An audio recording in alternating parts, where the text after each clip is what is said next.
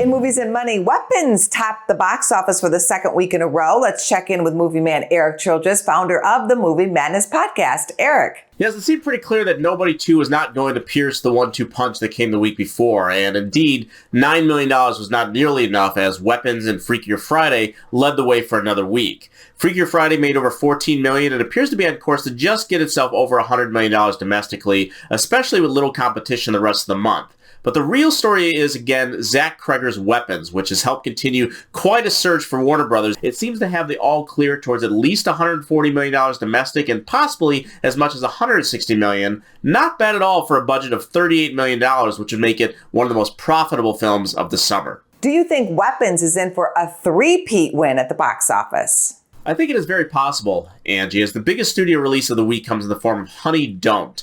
This is the second solo directing effort from Ethan Coen, one half of the Coen brothers, and his follow-up to Driveway Dolls in 2024, which grossed all of $5 million total. The new film is a comic mystery of Margaret Qualley, Aubrey Plaza, and Chris Evans, and reviewers are not very good, around 42% on Rotten Tomatoes.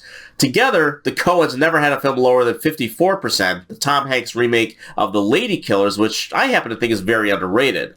Now, I've not seen Honey Don't yet, but was not a fan of Driveway Dolls at all, and though this may do better than that one financially, I don't expect it to do better than either Weapons or Freakier Friday this weekend. Also coming out this weekend, a crime thriller about a whistleblower. Here's a clip of Relay.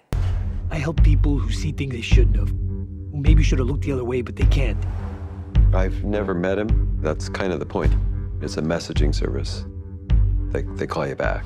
I have to say, I'm intrigued by this movie. You've seen Relay and say it's mostly worth people's time and money. What do you mean? Yes, that may not sound like the highest of recommendations, but I do like most of the new film Relay, starring Riz Ahmed as an independent contractor who helps whistleblowers navigate the strenuous details of staying safe and getting their information out there against the corporations that would rather silence them.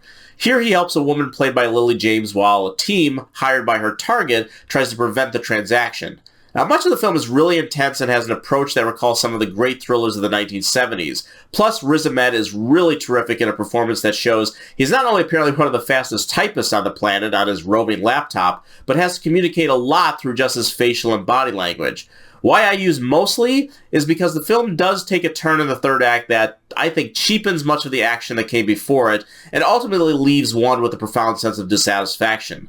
That being said, I enjoyed more than 2/3 of the ride through Relay, and maybe moviegoers won't be as bothered by the third act as I was. Okay then, thank you, Erik. Thank you, Angie.